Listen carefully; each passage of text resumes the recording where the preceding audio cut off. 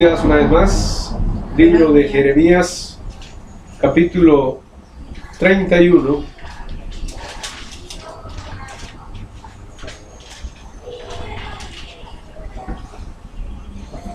Versículo 27.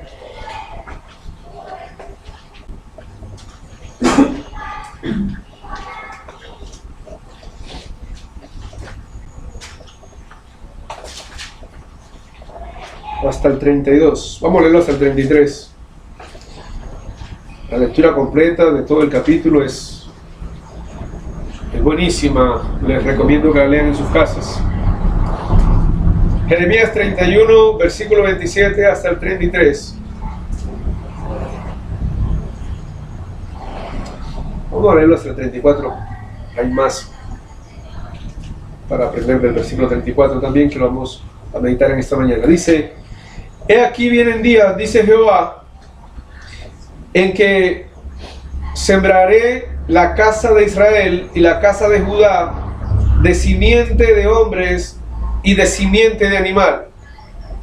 Y así como tuve cuidado de ellos para arrancar y derribar y trastornar y perder y afligir, tendré cuidado de ellos para edificar y plantar, dice Jehová. En aquellos días no dirán más: los padres comieron las uvas agrias y los dientes de los hijos tienen la dentera, sino que cada cual morirá por su propia maldad. Los dientes de todo hombre que comiere las uvas agrias tendrán la dentera. Versículo 31. He aquí vienen días, dice Jehová, en los cuales haré nuevo pacto con la casa de Israel y con la casa de Judá, no como el pacto que hice con sus padres el día que tomé su mano para sacarlos de la tierra de Egipto, porque ellos invalidaron mi pacto, aunque fui yo un marido para ellos, dice Jehová. Pero este es el pacto que haré con la casa de Israel después de aquellos días, dice Jehová: daré mi ley en su mente y la escribiré en su corazón, y yo seré a ellos por Dios, y ellos me serán por pueblo. Y no enseñará más ninguno a su prójimo, ni ninguno a su hermano, diciendo: conoce a Jehová, porque todos me conocerán, desde el más pequeño de ellos hasta el más grande, dice Jehová, porque perdonaré la maldad de ellos, y no me acordaré más de su pecado. Dios bendiga su palabra leída. Amén. Antes de entrar en los detalles de este hermoso relato, algo nos dice esta parte y gran parte de la Biblia, que los seres humanos hemos desechado todo, lo miramos el domingo anterior, todo designio de Dios, toda reprensión de Dios. Y Dios ha dejado que el ser humano ande en su propio consejo, ¿se acuerdan? Dios ha dejado que el hombre sea hastiado de su propia manera de pensar. Y esa propia manera de pensar es la que ha generado la gran problemática que vivimos en nuestro mundo, ¿verdad? Pero aparte de la gran problemática que uno puede ver afuera, también, hermanos, el vivir conforme a nuestra propia manera de pensar ha generado también distintas opiniones al interior de la iglesia, de la voluntad de Dios. Y en el día de hoy hay una palabra para meditar en lo que implica lo que Dios ha querido en estos últimos tiempos, de Cristo para acá, con los humanos. Es decir, en lo que tiene que ver con su palabra y los humanos. Lo que acabamos de leer nos menciona entonces en los primeros versículos que en el antiguo pacto, mire que está hablando que vienen días, versículo 31, en que Dios iba a hacer un nuevo pacto. Versículo 32. No como el pacto que hice con sus padres el día que tomé su mano para sacarlos de la tierra de Egipto, porque ellos invalidaron mi pacto. Cuando Dios saca a Israel de Egipto, establece una ley, un pacto, y en aquel entonces Moisés sube a un monte y allá Dios le da la ley escrita en tablas de madera. Pero cuando Moisés se da cuenta de lo que el pueblo está haciendo abajo, destruye las tablas, se enoja en gran manera y vuelve a Dios. Ahora Dios da la misma ley y la escribe en piedras, dando a entender, hermano, la ilustración de lo que era el corazón del ser humano en aquel tiempo, ¿no? Entonces, dice este versículo 32, mírenlo bien, que el pueblo de Dios invalidó ese pacto. Estamos hablando del Antiguo Testamento. El Antiguo Pacto, Antiguo Testamento fue dado cuando Israel sale de Egipto y Dios quería que su pueblo anduviera en sus leyes, pero Israel invalidó ese pacto. Había una condición, hermanos, porque un pacto es un acuerdo entre dos partes, y la condición era que si una de las dos partes fallaba, en este caso Dios o el pueblo, si una de las dos partes fallaba, el pacto se invalidaba. Y el ser humano falló. Ellos hicieron una cantidad de cosas que tocarían muchos días para enumerarlas y explicarlas. Todas ellas invalidaron el pacto antiguo. Entonces Dios dice, volvamos a repetir el versículo 31, juntándolo con el 27. El 27 habla de una siembra, de una simiente. Mire, aquí vienen días, dice Jehová, en que sembraré la casa de Israel y la casa de Judá de simiente de hombre y de simiente animal. Y así como tuve cuidado de ellos para arrancar y derribar y trastornar, perder y afligir, tendré cuidado de ellos para edificar y plantar. El versículo entonces está hablando, hermanos, en este 28, que todo lo que se construyó, lo que se edificó, lo que se sembró en aquel tiempo, Dios lo arrancó, lo derribó, lo trastornó, lo perdió y lo afligió. Todo lo que ocurrió en esa época pasó por lo que está diciendo el versículo 28. Entonces, por eso el versículo 31, obsérvenlo, Dios le habla a su pueblo y le indica que va a establecer, va a hacer un nuevo pacto. Por eso debe aparecer Cristo en el mundo, por eso viene el Espíritu Santo y por eso la nueva y buena era la que nos ha tocado a nosotros. Pero hay algo, no vamos a entrar en todos los detalles, vamos a entrar en un gran detalle, hermanos, que Dios quiere que signifique mucho para nosotros. ¿Y por qué Dios quiere que signifique mucho para nosotros? Porque está demostrado en lo que acabamos de leer y en lo que podemos ver hoy, que para el ser humano lo que Dios quiere que valga mucho para nosotros en realidad no ha valido. ¿De qué estamos hablando, hermanos? Versículo 33. Pero este es el pacto que haré con la casa de Israel después de aquellos días, dice Jehová. Escuche, daré mi ley en su mente y la escribiré en su corazón. Detengámonos ahí y vamos a hacer una pregunta para darnos cuenta lo grandioso que es este pacto y lo que requiere este pacto. Un pacto es un acuerdo entre dos partes. Aquí tendríamos que preguntarnos, ¿usted ya ha pactado con Dios? ¿Por qué? ¿Y cómo nos empezamos a dar cuenta si hemos pactado con Dios? Ahí dice, si la ley de Dios está escrita en nuestra mente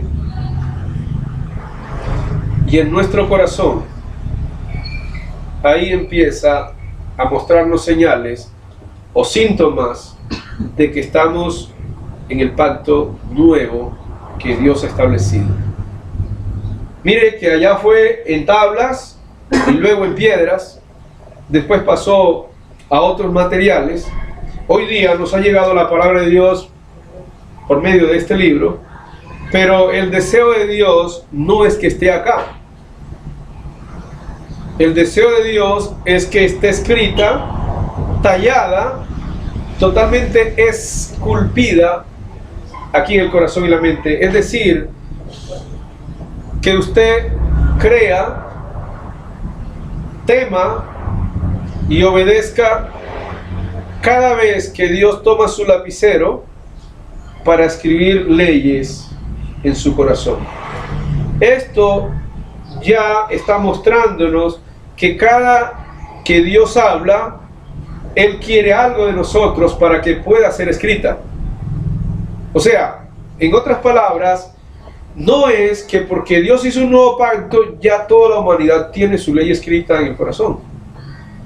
Requiere de algo más íntimo, requiere de algo más delicado, espiritual y recto. Vamos a mirarlo, dejemos esta palabra aquí y vamos a escuchar a Jesús en el libro de Juan y luego vamos a ir al libro de Hebreos. Libro de Juan, capítulo 6, versículo 67.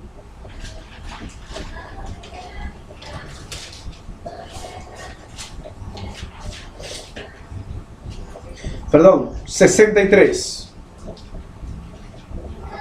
Juan 6, 63.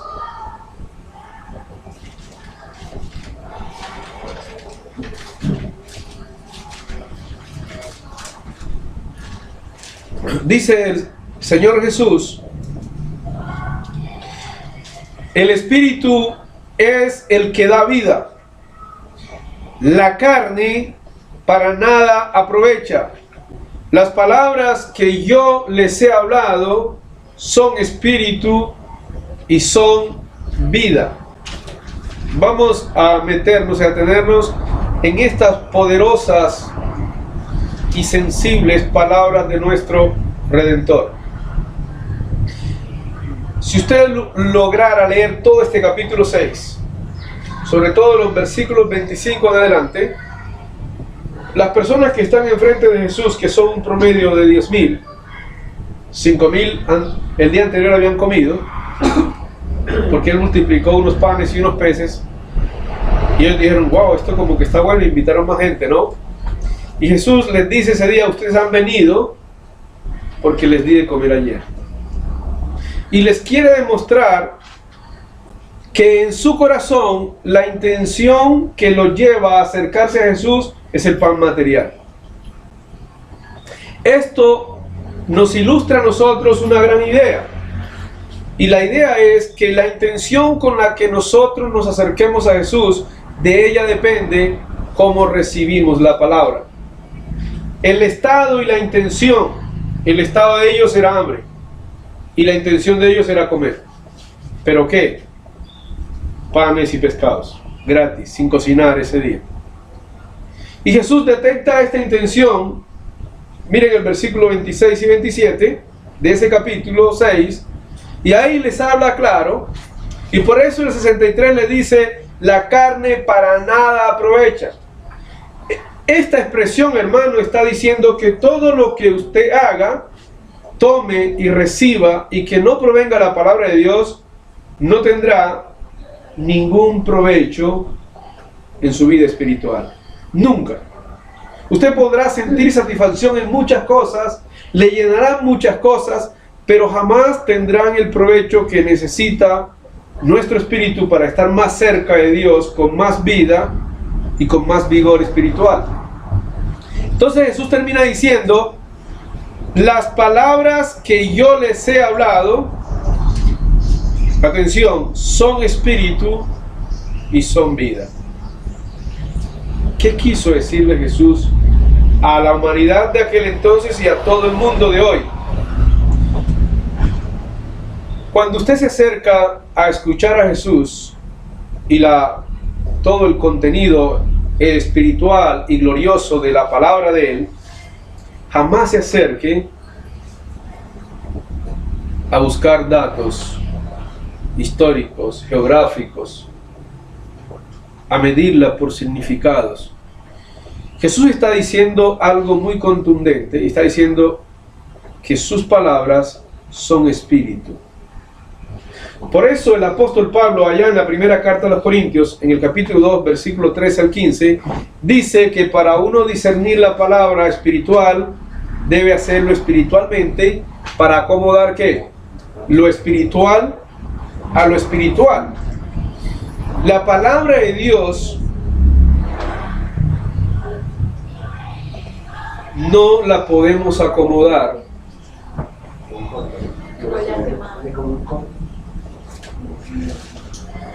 La palabra de Dios no la podemos acomodar, hermanos, a la situación o a las situaciones materiales que vivimos en nuestra época. Nosotros, y espero que se entienda bien, lo único que Dios demanda a través de su palabra es que cualquier situación nuestra sea sometida a la palabra de Dios. Todo lo que usted crea, todo lo que usted haya metido en su intelecto, si no proviene del Espíritu de Dios, no le va a generar un potencial espiritual en su vida interior. ¿Sí? Lo que no provenga de los labios de Jesús y de las entrañas de Dios, no podrán generar cambios en su vida. No podrán generar todo lo que el Espíritu de gracia y verdad quiere lograr en nosotros, que es darnos paz, gozo y todo lo que ya sabemos. Todo lo que no provenga, mire cómo dice Jesús, las palabras que yo les hablo son espíritu y son vida. O sea, son la fuente que sostiene nuestro espíritu, nuestra vida, son lo que le dan vida a nuestra vida. Las palabras de Jesús, para salirnos un poquito de este versículo, la palabra de Jesús, dice la carta a los Colosenses, es la que sostiene todo el universo. ¿Qué ocurre, hermanos? Atención. Detengámonos por un momento. ¿Por qué la palabra tan poderosa de Dios no ha logrado los efectos que debiera lograr en el interior de cada una de nuestras vidas? Hay una sola y gran razón, y es que mientras el ser humano no doblegue totalmente su ser, su voluntad ante la soberana palabra, voluntad y autoridad de Dios, mientras uno mire la Biblia, la palabra, como un libro más, y no tenga la disposición de someterse a ella diariamente, la palabra nunca va a lograr los efectos que Dios quiere llevar a cabo en nuestras vidas. Si ustedes se detuvieran un instante allí y escuchara, póngale cuidado, y usted escuchara no de labios de este servidor, sino que usted pusiera atención que el que habló allí en ese versículo 63 es Jesús, y a sus oídos llegara directamente la voz de él diciendo: las palabras que yo he hablado son espíritu y son vida.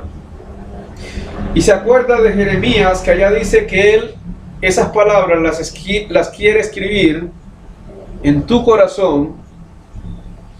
La vida suya empezará a palpitar sobre otras sensaciones. ¿Se entiende? Pero hasta el día de hoy nosotros hemos demostrado que la Biblia es un libro más, que la palabra de Dios la podemos interpretar como uno quiere interpretarla. Hay gente que la interpreta como quiere, que la podemos leer en cualquier estado espiritual, que podemos sacar las conclusiones que queramos sacar, pero no es tan así de fácil. Estamos, hermanos, frente a las palabras del que un día dijo: hágase la luz, y la luz fue hecha. Ante las palabras del que le dijo a un muerto de 4 días: levántate y ven fuera, y aquel difunto se levantó y caminó aún atado de las vendas que le habían puesto. Ante las palabras del que le dijo un día a una tempestad, calla y enmudece, y la tempestad se calmó. ¿Por qué la tempestad se habrá calmado, hermano? ¿Por qué Lázaro se habrá levantado? ¿Y por qué nosotros, cuando Jesús nos habla, no? Hay algo entonces que nos toca descubrir en la vida individual nuestra, por allá adentro, que nos está impidiendo el doblegarnos. Puede ser soberbia, rebeldía, no sé, pero debe haber algo. Y Dios, lo hemos leído más de una vez también en el libro de Isaías, que nos dice que Él anda buscando gente que tiemble ante su palabra. Gente que cuando escuche la voz de Dios, en ese mismo instante quiera hacer su voluntad. Pero Jesús dice algo muy fuerte, hermanos, dice: pero vosotros no podéis escuchar mis palabras. Juan capítulo 8. ¿Por qué no entendéis mis palabras? Hay algo. Hay algo que está interrumpiendo. Pero en la mañana de hoy, hermanos, entonces, ¿qué necesitamos mirar? Necesitamos mirar cómo Dios quiere que observemos su palabra. Ya Jesús nos acaba de decir dos ideas grandísimas: son espíritu y son vida. Y una vez más les reitero con esto, hermanos, que lo que quiere decirnos esa expresión en términos generales es que esto no es letra. El Espíritu Santo inspiró el Nuevo Testamento no para que fuera letra. Cuando uno lee el Nuevo Testamento como letra, perdió el año. Se perdió, se equivocó. Yo noté este versículo que cuando dice la palabra que la carne para nada aprovecha, cuando realmente uno comienza a leer la palabra de Dios, a tomarla, y sin el espíritu, sino en la carne, convierte en carne, ¿no? Porque dice en 1 Corintios 3:8 que la letra mata, pero el espíritu es el que edifica. Entonces, mire que la palabra se convierte en carne cuando la persona la toma como información, como algo que puede comenzar a botar corriente, como dice realmente. Totalmente. No se hace totalmente como el espíritu. Y para eso, abonando o sumando a lo que se acaba de escuchar, entonces el Señor Jesús dijo algo más ahí mismo en Juan, pero ahora en el capítulo 3.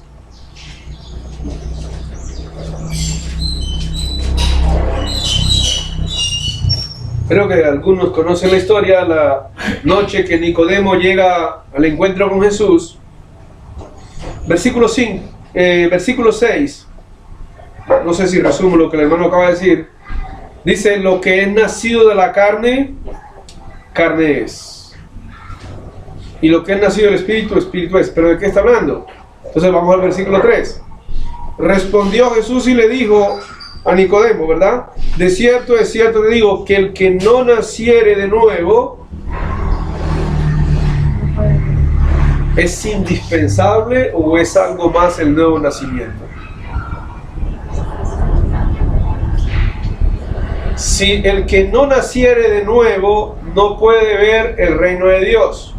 Entonces el versículo 6 nos está tratando de ilustrar que un día usted del vientre de su mamá nació de la carne. ¿Entiende? Ese día nació de la carne. Pero el día que usted oyó el Evangelio, lo creyó y se arrepintió y bajó a las aguas, ese y solamente ese día nació de agua y del Espíritu. Solo a partir de ahí el Espíritu Santo viene a morar y ya no eres nacido de la carne, ya eres nacido del Espíritu. Entonces, a partir de ahí necesitas concentrarte en lo siguiente. Vamos a mirarlo.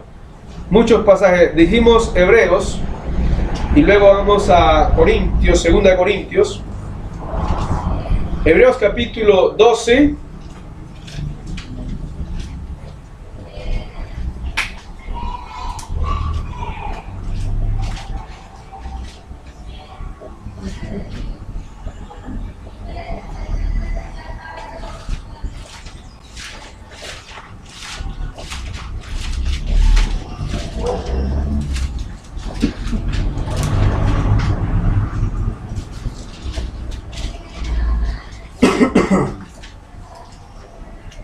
Perdón.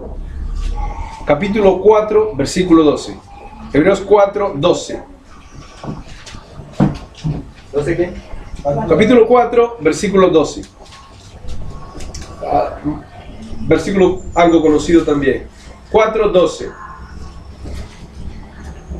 Dice: porque la palabra de Dios es viva y eficaz, más cortante que toda espada de dos filos, y penetra hasta partir el alma y el espíritu y las coyunturas y los tuétanos, y discierne los pensamientos y las intenciones del corazón. Y no hay cosa creada que no sea manifiesta en su presencia. Antes bien, atención, todas las cosas están desnudas y abiertas a los ojos de aquel a quien tenemos que dar cuenta. Penetra hasta partir el alma. Pero si hacemos la que hicieron los fariseos se pararon ante Jesús y contrarrestaban todo lo que él enseñaba. ¿Qué va a pasar? Pero mire cómo termina el versículo, ¿no? Igual tenemos que dar cuenta por la palabra escuchada. La única manera, hermanos, de que ella parta, destruya todos nuestros ideales, mate toda la formación que nosotros traemos, es humillarnos ante ella, y ella lo puede hacer. Y yo sé que hemos visto más de una vez un ejemplo que posiblemente hoy lo repitamos. Teniendo eso en cuenta, hermanos, mire lo que se profetizó en Jeremías. Ahora el apóstol Pablo lo dice a los Corintios en la segunda carta, en el capítulo 3.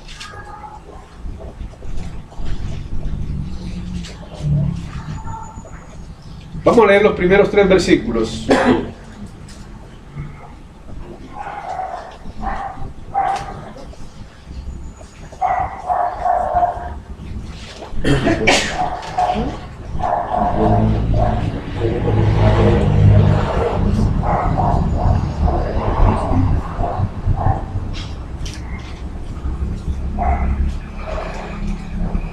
Comenzamos otra vez a recomendarnos a nosotros mismos. 2 Corintios 3. ¿O tenemos necesidad, como algunos, de cartas de recomendación para vosotros o de recomendación de vosotros? Nuestras cartas sois vosotros, escritas en nuestros corazones, conocidas y leídas por todos los hombres. Versículo 3. Siendo manifiesto que sois carta de Cristo, expedida por nosotros, escrita no con tinta, sino con el Espíritu del Dios vivo, no en tablas de piedra, sino en tablas de carne del corazón. Quiero explicarles lo más profundo de este pasaje. Dios quiere que usted lo entienda bien. Los hermanos de Corinto, al igual que todas las congregaciones establecidas en aquel tiempo, siempre tenían sus ministros y recibían la visita, la presencia apostólica, siempre, para que pudieran empezar a funcionar como una iglesia guiada por Dios. Y llega un instante en que esta congregación recibe murmuraciones contra el apóstol Pablo y desacreditan su persona, su ministerio y su predicación. Ante esa realidad que fue creída por los hermanos de Corinto, ellos no querían saber de Pablo. Y da a entender este versículo 1 como si Pablo, para poder volver a llegar a la iglesia que él estableció, pareciera que necesitara de una carta de recomendación para poder entrar. Es lo que dice el versículo 1.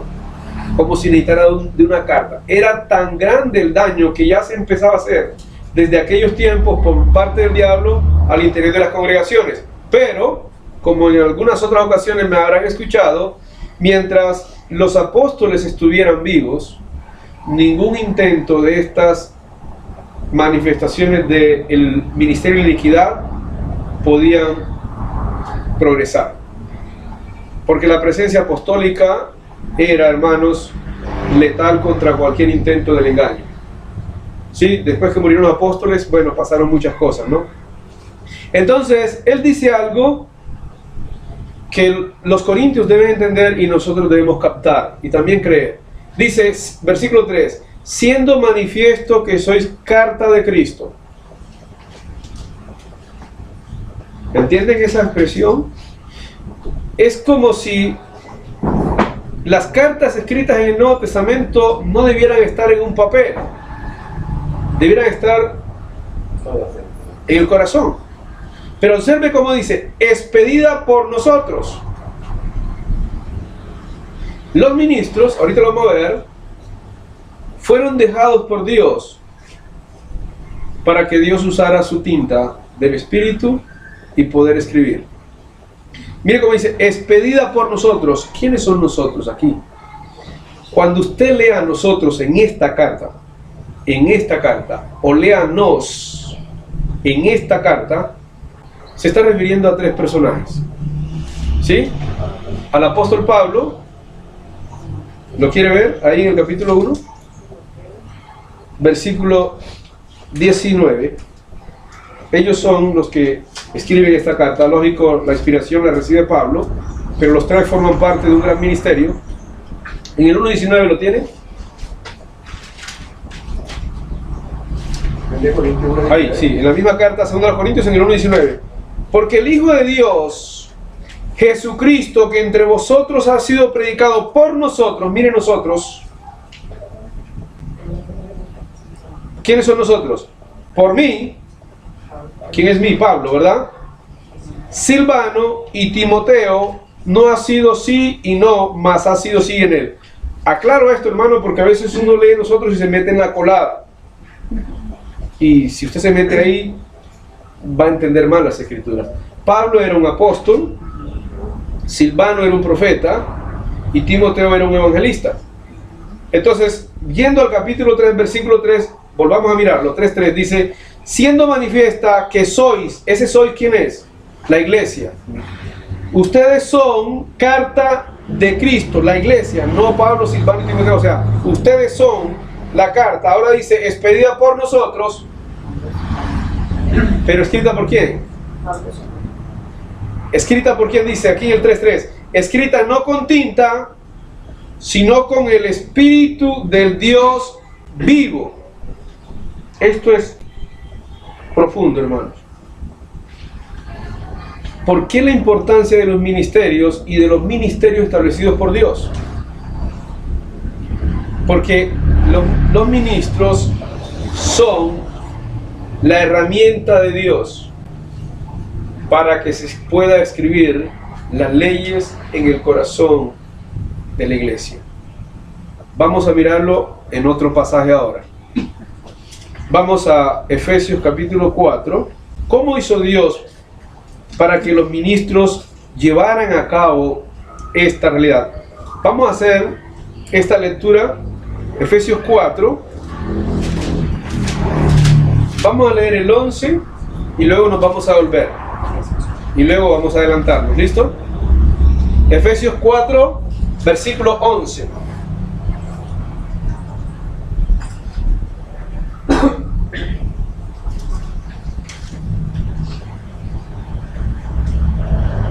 ¿Lo tenemos? Dice, y él mismo, ¿quién es él? Cristo mismo. Esto no fue la iglesia, no fue el ser humano. Él mismo constituyó a unos apóstoles, a otros profetas, a otros evangelistas, a otros pastores y maestros. ¿Cómo fue esto, hermano? Devuélvase al versículo 8. Por lo cual dice, subiendo a lo alto, llevó cautiva la cautividad y, ¿qué hizo?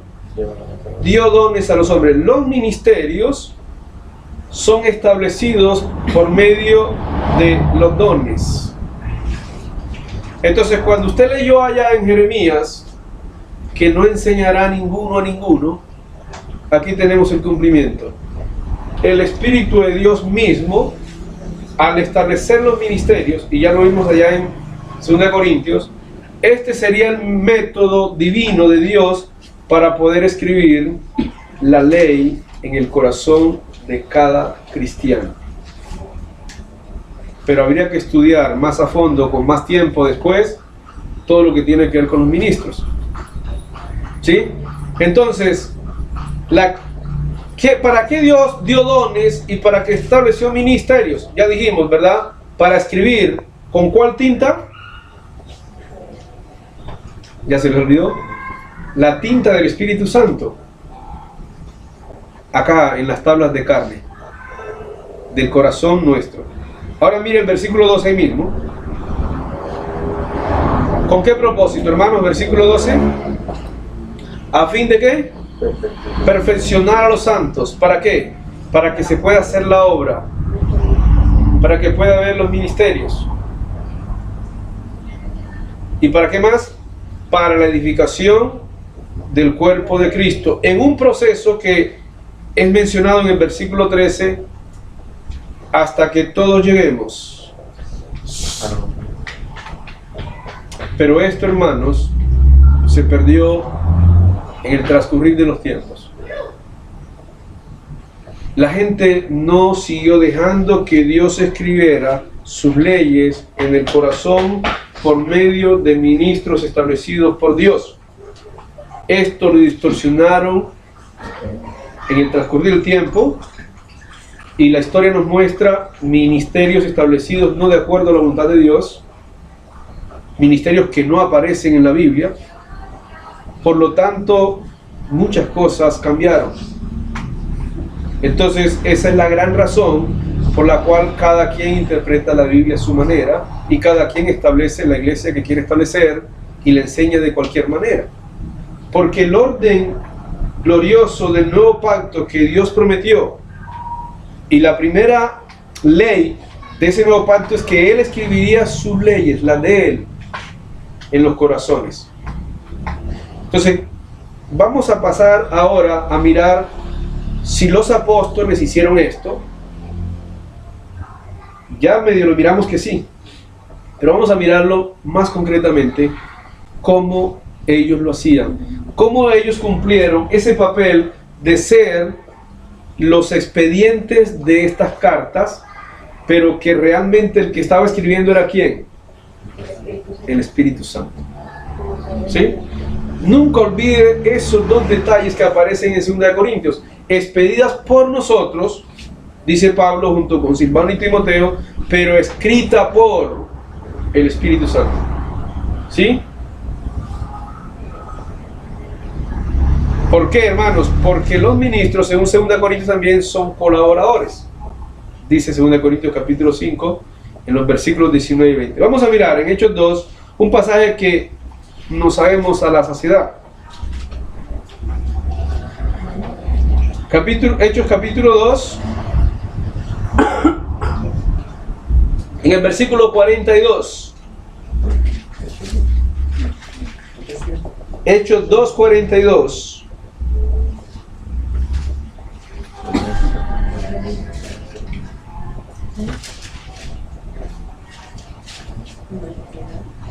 Hechos 2:42. Amén. Hechos 2:42 dice: y perseveraban en la doctrina de los... Esta primera idea, ¿qué nos muestra, hermanos? Si usted se devuelve al 41, dice: así que los que recibieron su palabra fueron bautizados. Y se añadieron aquel día como 3,000 personas. ¿Qué empezaron ellos a hacer? Lo que dijimos anteriormente, a someterse, a humillarse a Dios, dejando que Dios escribiera su palabra en sus corazones. ¿Por medio de quién? De los apóstoles. ¿Cómo lo hacían? Miren el versículo 46. perseverando unánimes. Léanlo el 46. Cada día en el templo. O sea que cuando ellos recibieron el perdón de sus pecados y entendieron que llegaba la era del nuevo pacto, ellos vieron a sus hermanos apóstoles como los hombres en los cuales Dios había dado dones y había constituido para ellos someter su voluntad a la voluntad de Dios.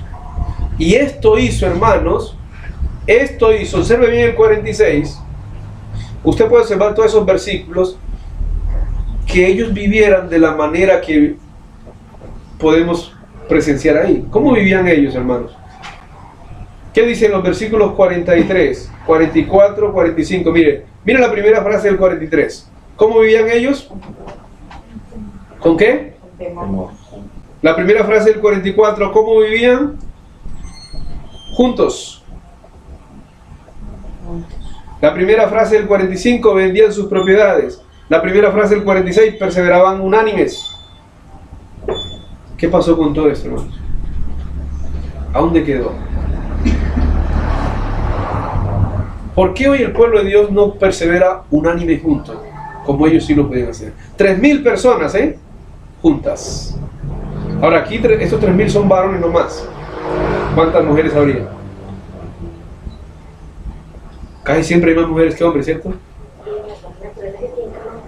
En ese tiempo no, bueno. Corrijo ahí. Entonces, ellos demostraron cómo el Espíritu Santo empezó a cumplir lo profetizado en Jeremías. Cómo el lápiz, el lapicero o la pluma del Espíritu Santo empezó a escribir en sus corazones. Las primeras demostraciones de que el Espíritu Santo estaba escribiendo en ellos, la vemos en el temor, en el estar juntos, en el vender sus propiedades para las necesidades de cada uno, porque el mismo versículo dice, ¿cómo dice el versículo? Y lo repartían a todos, no era para la necesidad de uno solo, y perseveraban unánimes. ¿Quién habrá escrito esto en el corazón de ellos? ¿Los apóstoles? Pero los apóstoles fueron la herramienta del Espíritu Santo. ¿Por qué? Porque Jesús dijo que a los apóstoles les revelaría toda la verdad. Juan capítulo 13, versículo... Juan 16, 13, perdón. Hermano, uno mira que en ese tiempo los apóstoles, cuando Pablo decía que ellos eran, digamos, los cuales escribían en los corazones a través del Espíritu Santo en las personas que escuchaban. En ese tiempo no estaba la palabra escrita.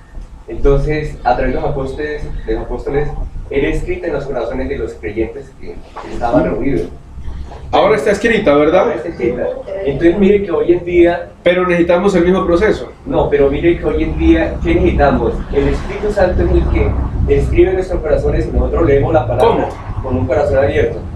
Y los que predicamos o los que predican necesitan tener el Espíritu de Dios para que lo que estén hablando realmente sea la voluntad del Padre y no sea la palabra distorsionada, ¿cierto? Entonces, mire hay un principio. El principio está en Efesios 4:11. Es que hoy día, que fue algo que ya mencionamos que se perdió, necesitan haber ministros establecidos de acuerdo a la palabra de Dios. Eso es una verdad distorsionada. Y vamos a mirar, por ejemplo, miremos en Timoteo y en Tito. En 2 Timoteo,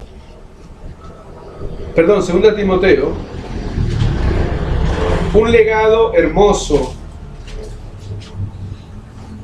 que también ha sido distorsionado. 2 Timoteo 2:2.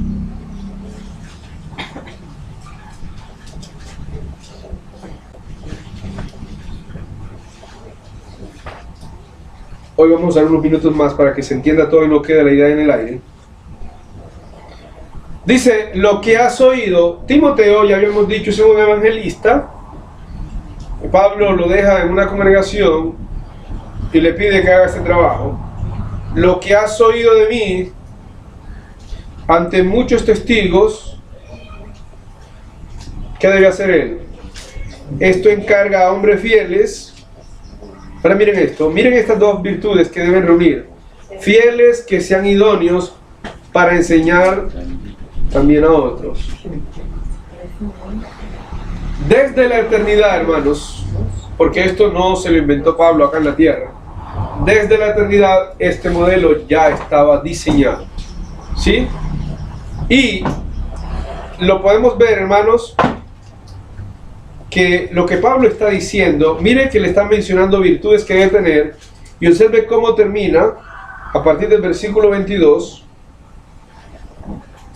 para que vayan teniendo una pequeña idea de cómo debían ser establecidos los ministerios. Dice, huye también de las pasiones juveniles, sigue la justicia, la fe, el amor, la paz con los que de corazón limpio invocan al Señor. Versículo 23, pero desecha las cuestiones necias e insensatas, sabiendo que engendran contiendas. Miren las virtudes que debe reunir un ministro, así por encimita. Porque el siervo del Señor no debe ser... ¿Qué más? Sino... ¿Qué más? Apto para enseñar, Ajá. sufrido, Ajá.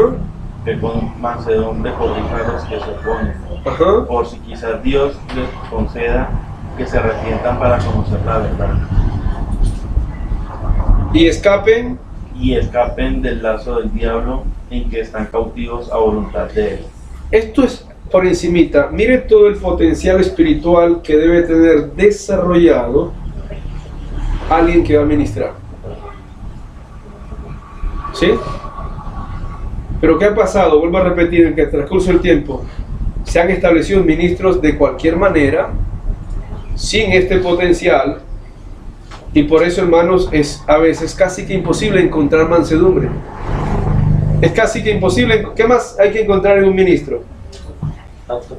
Apto para enseñar, sufrido, Amable, amable. Paciente. ¿Qué pasó con todo esto, hermano? que no sea contencioso. Que no sea contencioso. Ministro contencioso la iglesia es contento. Y luego en el capítulo 3, ahí cuando usted pasa al 3, del 1 al 5, le da una lista de personas que Timoteo se iba a encontrar en la iglesia y que pasa en el tiempo de hoy, para que él tuviera en cuenta qué iba a hacer con ellos. Miren la lista de pecados, de actitudes, del 3 al 5, ¿la tienen?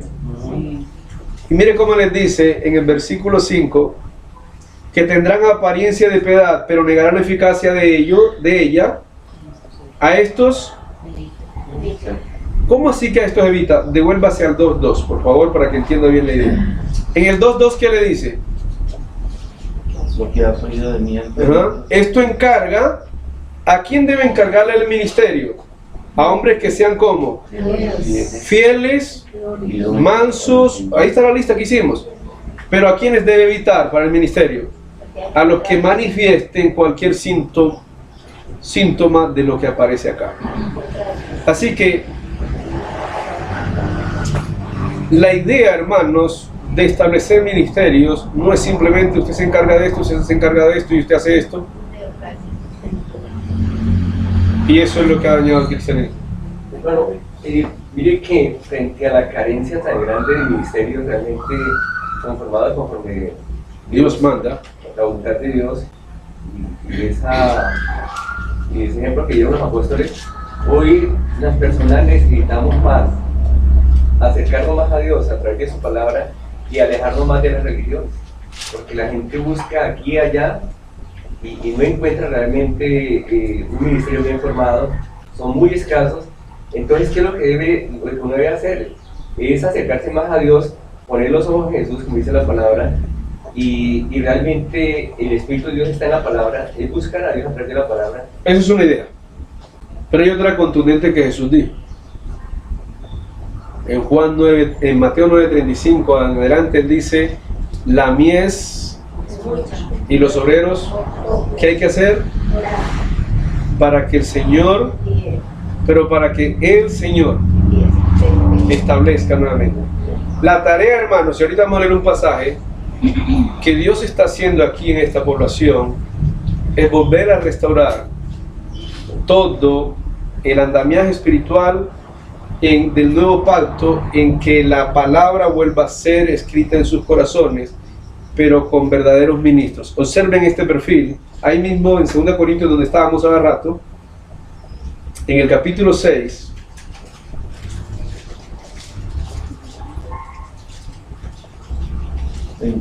Segunda carta a los Corintios, capítulo 6, versículo 4.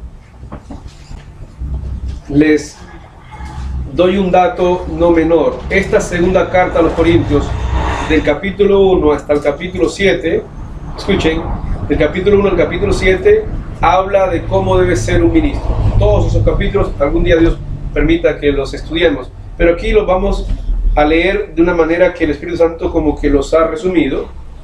Virtudes desarrolladas en los 3 hombres, recuerden los 3 hombres que están escribiendo la carta, ¿no? Entonces el versículo 4 dice: antes bien nos recomendamos, Pablo, Silvano y Timoteo. ¿Sí? 6.4, 2 Timoteo 6.4. ¿Sí? Ayúdenle a la mona, por favor. Es que estábamos en el 2 Corintios. Ay, sí, 2 Corintios, qué pena. 2 Corintios 6.4. 6.4. Qué pena, se me enredaron los cables. ¿Estamos en 2 Corintios 6.4? Sí. Antes bien, nos recomendamos en todo, ¿como qué? Oiga esa expresión, ministros de Dios. ¿En qué se recomendaba? En mucha, en necesidades, en angustias, en azotes, en cárceles, en tumultos, en trabajos, en desvelos, en ayunos. Miren esta expresión que viene ahora. En pureza. Indispensable la pureza. Pablo le dice a Timoteo: sé ejemplo de los creyentes en pureza. ¿Qué más? ¿Qué más? Después de ciencia que viene, ¿qué sabe lo que es longanimidad? Longanimidad es esa virtud, desarrollar el Espíritu Santo en los siervos de Dios para que tengan la capacidad de resistir, soportar todo ataque. ¿Sí? Toda adversidad. En todo momento. Es una virtud del Espíritu Santo que deben desarrollar los ministros. Todo cristiano debe desarrollarla, pero en primera instancia los ministros, ¿no? Longanimidad, repito, Cristo la demuestra en la cruz. Todo lo que Él soportó, lo que Él resistió, es longanimidad. Bueno, hay una cantidad de cosas que se enseñan en la cruz, ¿no? Entonces, longanimidad, ¿qué más? Bondad en el Espíritu Santo. Miren esta, en amor. Entonces volvamos al principio. Este es el nuevo pacto que haré con la casa de Israel, la casa de Judá. Escribiré mis leyes. Las va a escribir a través de su Espíritu, hermanos, pero Él constituyó ministros desde la eternidad. Quiere ministros en cada congregación, le dice a Tito, en Tito 1.5, lo puede leer. Ancianos en cada iglesia, ahí dice en cada ciudad, porque en aquel entonces cada ciudad tenía una sola congregación. ¿Sí? Y dice Pablo: así como yo te mandé. Entonces, hermanos, Dios quiere escribir eso. Pero ¿usted qué va a hacer? ¿Cuál es la opción que usted va a hacer para que Dios escriba con tinta del Espíritu Santo la ley de Él en su corazón? ¿Cuál debe ser su actitud? Usted mirará. Aquí están los parámetros, las pautas. ¿Sí? Usted decide si ser sumiso a la voz de Dios o toma otra alternativa. ¿Sí? Dos últimos ejemplos para mirar este propósito de Dios desarrollado en las congregaciones de aquel entonces y cómo este ejemplo nos puede servir a nosotros. Vamos a mirar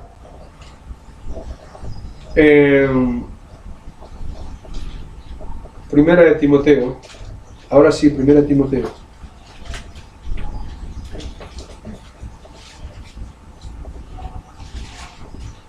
Vamos a leer el 1, 3 y 4. Capítulo 1, versículos 3 y 4. Y algo que miramos el otro día. En el 6, 3 al 5. Y por último, terminamos en 1 Corintios. ¿Listo? Dice 1 Timoteo 1, 3 y 4. Como te rogué que te quedases en Éfeso, Pablo deja a Timoteo en Éfeso, cuando fui a Macedonia, para que mandaras a algunos que no enseñen diferente doctrina. Miren, ya vamos a repetir una vez más. Habían entrado a la congregación, pero más que todo habían surgido de la misma congregación ministros enseñando diferente doctrina. Entonces, ¿qué hace Pablo? Deja a Timoteo allá. ¿Por qué a Timoteo? ¿Por qué a él? Usted puede leer el historial de Timoteo y va a encontrar uno de los hombres más rectos de aquella época. Después lo analizamos. Entonces, para que mandases, observen este imperativo, para que mandases a algunos que no enseñen diferente doctrina. Mire que mientras estuvieron los apóstoles vivos, hermanos, ellos hacían lo que fuera necesario para que el mal, el engaño no entrara a las congregaciones. ¿Qué hizo Pablo? Vio la problemática y de una, como tenía un evangelista, el 100% de su confianza y con toda la vitalidad espiritual, lo envía allá. ¿Es igual en el día de hoy? Para que no enseñen diferente doctrina. Ahora mire el versículo 4. Ni presten atención a fábulas, a genealogías interminables. Se salieron de la palabra. ¿Y esto qué acarrea? Más bien que edificación de Dios que es por fe. Así te encargo ahora. Y por eso el 6.3. Entonces el 6.3 va a concluir y dice: si alguno enseña otra cosa, lo que meditábamos hace 4 domingos atrás, y no se conforma a las sanas palabras de nuestro Señor Jesucristo y a la doctrina que es conforme a la piedad, está envanecido, nada sabe, y de oír acerca de cuestiones y contiendas de palabras de las cuales nacen pleitos, blasfemias, malas sospechas, disputas necias de hombres corruptos de entendimiento y privados de la verdad, que toman la piedad como fuente de ganancia. Entonces hay unas grandes advertencias de parte del Espíritu Santo de quién deben ser los que escriben, los instrumentos de Dios para escribir en nuestros corazones. Estos tipos de personas que no se conforman a las sanas palabras de Jesús, ¿quiénes son? ¿Y cuál fue el otro texto que dijimos? Segundo Corintios. No, 1 Corintios. Capítulo 4, versículo 6. El cuidado de quien le enseña la palabra. Ya miramos algunos cuidados que después Dios mediante profundizaremos. El que enseña la palabra debe cuidar, hermano, lo que leímos, ¿verdad? La pureza, la paciencia, la mansedumbre. Pero miren esto ahora, el 4:6 de 1 Corintios.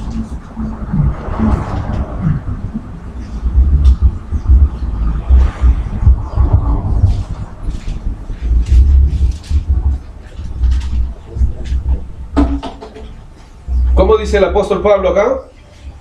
Bueno, Fabio, por favor. Por eso, hermanos, Pero esto, hermanos, lo he presentado como ejemplo en mí y en Apolos, por amor de vosotros, para que en nosotros aprendáis a no pensar más de lo que está escrito, no sea que por causa de uno os envanezcáis unos contra otros. ¿qué cuidado debe tener entonces el siervo de Dios para que sea el utensilio del Señor y así Dios escriba la ley en el corazón de cada quien? ¿Cuál es el cuidado que nos pide ahí? ¿Sí lo pueden ver? No pensar más ¿de qué? De lo que está escrito.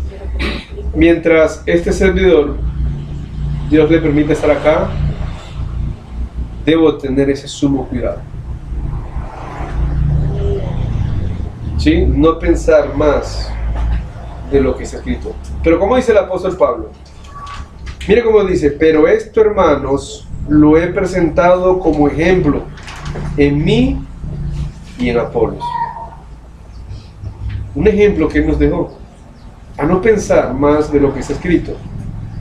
¿Por qué, hermanos? Porque mañana pasado a mí se me da por traerles otro libro, un libro azul que predican algunos por ahí, ¿verdad? ¿Lo conocen? Y yo saco la enseñanza de ahí y ustedes... No, entonces ahí viene el detalle, hermanos, que va a ser la próxima predicación, la próxima meditación, que aparece, léanlo, Efesios 2, lo leen desde el 17 hasta el final de ese relato, donde Dios ha hecho algo entonces y quiere hacer algo. Pero la mayor intención de lo que hoy estamos meditando, hermanos, es que se logre captar la idea del Espíritu Santo que Él quiere escribir en el nuevo pacto, cuando pactamos con Él, su ley en nuestro corazón. Una vez esté escrita, hermanos, como Jesús lo dijo en otras palabras, Jesús habló fue de una fuente de agua viva, que es lo mismo. Entonces, una vez está escrita, una vez esa fuente de agua viva está en nuestros corazones, ¿qué dijo Jesús? De su interior, que también los vamos a meditar a profundidad con la ayuda de Dios. Entonces, hermanos, conclusión de todo, hay un nuevo pacto establecido de una manera diferente al antiguo. Este nuevo pacto, hermanos, tiene la garantía, ya eso está en una predicación, este pacto tiene la garantía de que no será invalidado. ¿Sabe por qué? Usted lo puede leer en Hebreos. Porque este pacto está sobre la base firme de que Dios juró por él mismo de que nunca lo invalidaría. ¿Sí? Usted lo puede invalidar para usted, pero no para el resto. ¿Sí? Usted lo puede invalidar como desobedeciendo la palabra, haciendo lo que usted quiere, lo que usted piensa, pero no para el resto. Entonces, es un pacto, hermanos, que Dios mediante necesitamos estudiar, meditar a profundidad, con todos los detalles para que usted conozca la doctrina del Señor Jesús. ¿Sí? Y lo vamos a hacer, intentamos hacerlo la semana pasada, no se pudo. Hermano, la conclusión de todo es, usted tiene un corazón dispuesto para que el Espíritu Santo escriba en él. Esa es la conclusión, en forma de pregunta. Porque le digo, ya Dios lo quiere hacer. ¿Cuánto hace que lo dijo? Hace muchos siglos que lo dijo. Él lo quiere hacer. ¿O usted se quiere dejar llevar por su manera de pensar? ¿Por lo que otros han inculcado en su mente? Piénselo. Que Dios nos bendiga a todos.